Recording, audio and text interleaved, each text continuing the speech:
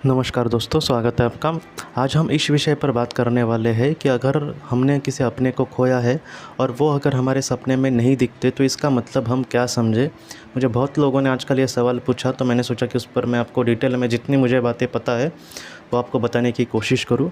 तो एक देखिए दोस्तों, ऐसा नहीं है कि अगर हमने किसी को अपने को खोया है और वो अगर हमारे सपने में नहीं दिखता तो इसका मतलब वो हमसे बहुत दूर है, तो इसका मतलब वो हमें भूल ही गया है, तो इसका मतलब हमने उनको हमेशा के लिए खो ही दिया है, वो हमें से फिर से भी नहीं मिल सकते। तो इसका मतलब ये ज़रा भी नहीं है दोस्तों। देखिए, जो सपने में लोग आते हैं वो बहुत कम लोगों के आते हैं। जितना मैंने अब तक देखा है तो 1000 लोगों में से समझो 1000 लोगों ने किसी अपने को खोया है, तो उसमें से बहुत कम 5-6 लोगों को ही हो सकता है कि उनके सपने में वो आए।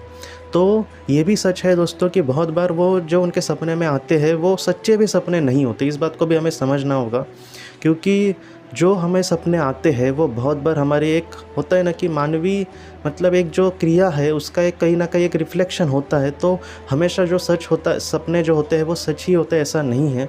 अगर कोई इंसान चौबीसों घंटे एक ही इंसान के बारे में सोच रहा है, एक ही चीज़ के बारे में, एक ही बात के बारे में सोच रहा है, तो हो सकता है कि सपने में उसके वो बात आए।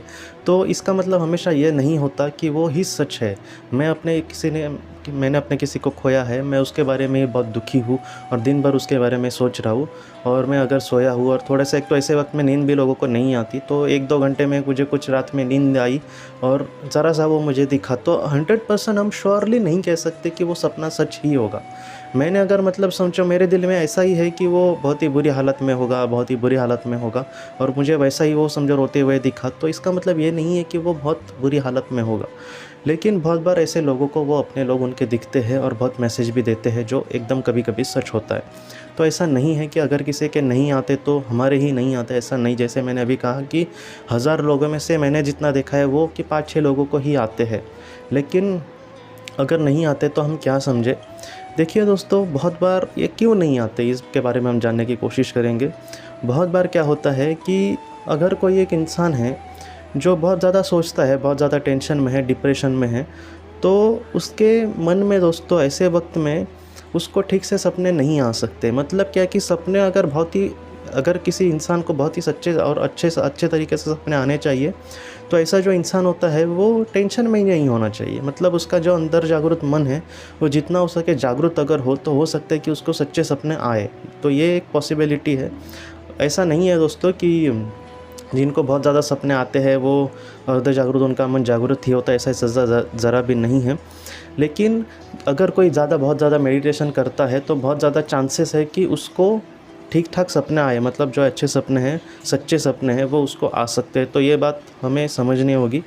तो इस तरीके से जो सारी चीज़ें हैं, देखिए दोस्तों, मैं आपको सच कहता हूँ कि अगर आपके सपने में नहीं आते तो इसमें कोई भी ऐसी बुरी बात नहीं है। जो अच्छा इंसान है उसको आत्मलोक में बहुत ही अच्छे स्थान पर ही मिलेगा। मैं आपको सच कहता हूँ। जैसे मतलब आप सोचिए कि जिसको कोई भी बीमारी नहीं है और उसके पास बहुत ज़्यादा पैसे हैं, तो वो भूखा नहीं मर सकता। मतलब बहुत ही अच्छे शहर में अगर वो है तो वो भूखा नहीं मर सकता, उसके पास पैसे और बहुत ही अच्छे से वो पेट भर अपना भर सकता है। तो ऐसी ये सारी चीज़ें हैं। तो इसके लिए मैं आपको कह रहा हूँ कि जो अच्छा इंसान है वो आत्मलोक में उसका कभी भी बुरा नहीं होगा। बहुत बार ये क्या होता है कि वो हम उनके लिए बहुत ज़्यादा दुखी होते हैं, तो वो भी हमारे लिए बहुत ज़्यादा दुख प्रकट करते हैं कि ये मेरे लिए कहीं ना कहीं चिंतित है। तो ऐसी चीज़ें हैं। तो इस वजह से जितना हो सके हम अगर अपने आप को संभाल के जीवन में आगे बढ़े और हम प्रार्थना करें कि आप जहाँ पर भी है वहाँ पर बहुत खुश रहे और आप ज़रा भी चिंता मत करना, हम दोनों का कहीं ना कहीं मिलन ज़रूर होगा। लेकिन ये जो दौर है, जो अकेले मुझे चलने के लिए मतलब ईश्वर ने भेजा है, मैं जितना हो सके मैं उसमें चलने की कोशिश करूँगा। तो ऐसे अगर हम दिल से कहेंगे तो वो प्रार्थना उन तक ज़रूर पहुँचेगी दोस्तों। तो इसलिए मैं आपको कह रहा हूँ कि आप ज़रा भी चिंता मत करिए कि वो हमारे सपनों में नहीं दिखते। मैं आपको दिल से कह रहा हूँ दोस्तों, क्या जो हमारा सच्चा प्यार है, जिनसे हम सच्चा प्यार करते हैं, जो हमारे समुदाय के लोग होते हैं, जो हमारे सोलमेट्स होते हैं, उनके साथ हमारा ज़रूर 100% मिलन होगा। बस हमें जीवन में दोस्तों, इस जीवन में आगे बढ़ने की कोशिश करनी होगी। आप ज़रा भी चिंता मत करना कि वो हमारे सपनों में नहीं आते, मतलब वो हमसे ज़रा बहुत दूर है, ऐसा ज़रा भी नहीं है।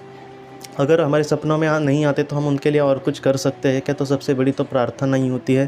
प्रार्थनाओं को लेकर बहुत लोग यही कहते हैं कि प्रार्थना बोलकर कुछ होगा क्या? तो मैं आपको सच कह रहा हूँ दोस्तों कि जितना हो सके हमें करने की कोशिश करनी होगी। और हाँ, प्रार्थना में शक्ति भी है, लेकिन अगर हमारे जीवन में दुख ही आने हैं तो ऐसे वक्त में प्रार्थना करके दोस्तों कुछ बड़ा ऐसा उसका फ़ायदा भी नहीं होता, तो वो भी मुझे पता है।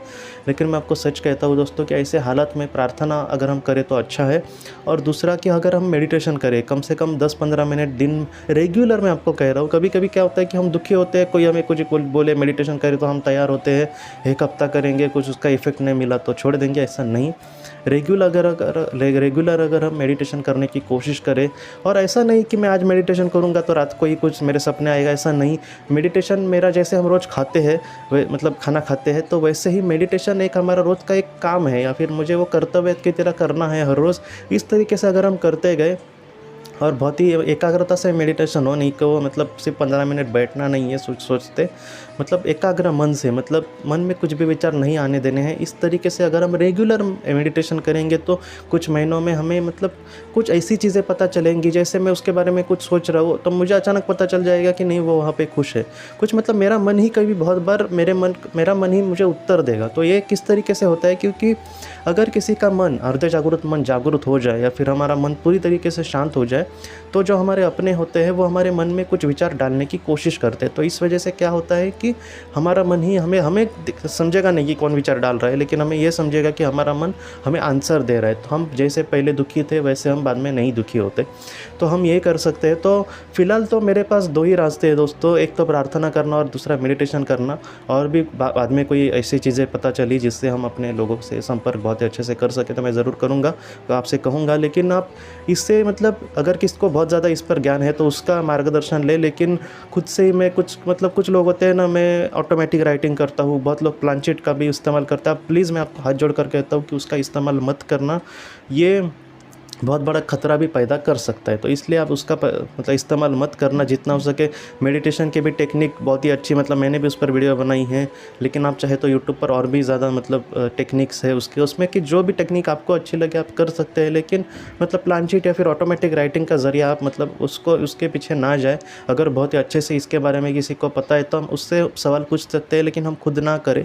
और मैं आपको सच कहता हूँ दोस्तों कि फ़िलहाल आप ये इतना करने की कोशिश करना, मेडिटेशन में इतनी ताकत है कि हम बहुत सारी चीज़ें मतलब अच्छे से कर सकते हैं दोस्तों। तो इस तरीके से अगर हम रेगुलरली करें तो एक हम अपने आप को भी मतलब कल नहीं पहचानेंगे, इतना बदलाव हमारे अंदर भी आ सकता है। तो सिर्फ एक ही फ़ायदा नहीं है, बहुत सारे फ़ायदे हैं मेडिटेशन के। हम जितना हो सके हमारा अर्ध जागृत मन अगर जागृत हुआ तो हम मतलब बड़े बड़े दुख को भी सामना कर सकते हैं, हम स्थितप्रज्ञता बन सकते हैं, हम बहुत ही दुनिया में कुछ अच्छा कर सकते हैं। तो इस तरीके से अगर हम जीवन में आगे बढ़े तो बहुत ज़्यादा फ़ायदा होगा हमें। तो फिलहाल हम इस तरीके से सोचें, आपको ज़रा भी चिंता नहीं करनी कि अगर हमारे सपने वो नहीं आते तो बहुत बड़ा ये दुख का कारण, ऐसा नहीं। वो जहाँ पर भी होंगे, जो अच्छा इंसान है उसको बहुत ही अच्छे से वहाँ पर जगह मिलेगी। बस हमें फ़िलहाल के जीवन में दोस्तों आगे बढ़ने की कोशिश करनी होगी और दुनिया में कुछ अच्छा करने की कोशिश करनी होगी। आज के इस भाग को लेकर अगर आपके कोई भी सवाल हो तो आप ज़रूर पूछें, जितना हो सके मैं उसका आपको जवाब देने की कोशिश करूँगा। हम अपनी अगली वीडियो में मिलते हैं। आप अपने परिवार का ख्याल रखना। आपका बहुत बहुत धन्यवाद। ज़िंदगी की रोशनी ये संस्था ऐसे लोगों के लिए काम करती है जिन्होंने किसी अपने को खोया है, या फिर जो लोग अपनी ज़िंदगी में बहुत ही ज़्यादा दुखी है। जो लोग इस संस्था से जुड़ते हैं उनको तकरीबन 50 किताबें भेजी जाएगी उनके व्हाट्सएप पर या फिर ईमेल पर। ये किताबें आत्मलोक या फिर मौत के बाद हमारे साथ क्या होता है, इन सारी चीज़ों की आपको पूरी तरह से जानकारी देगी। और इसके साथ साथ आपको एक पास्ट लाइफ रिग्रेशन थेरेपी की ऑडियो भी भेजी जाएगी। इस ऑडियो की मदद से आप घर बैठे अपनी पास्ट लाइफ रिग्रेशन करने की कोशिश कर सकते हो। बहुत लोग पास्ट लाइफ रिग्रेशन थेरेपिस्ट के पास किसी कारण के वश नहीं जा सकते, तो ऐसे लोगों के लिए मदद के लिए ये ऑडियो तैयार की गई है। तो आप ज़रूर इस संस्था से जुड़े। इस संस्था से जुड़ने के लिए सामने जो व्हाट्सएप का नंबर दिया है आप कृपया उस पर संपर्क करें। आपका बहुत बहुत शुक्रिया।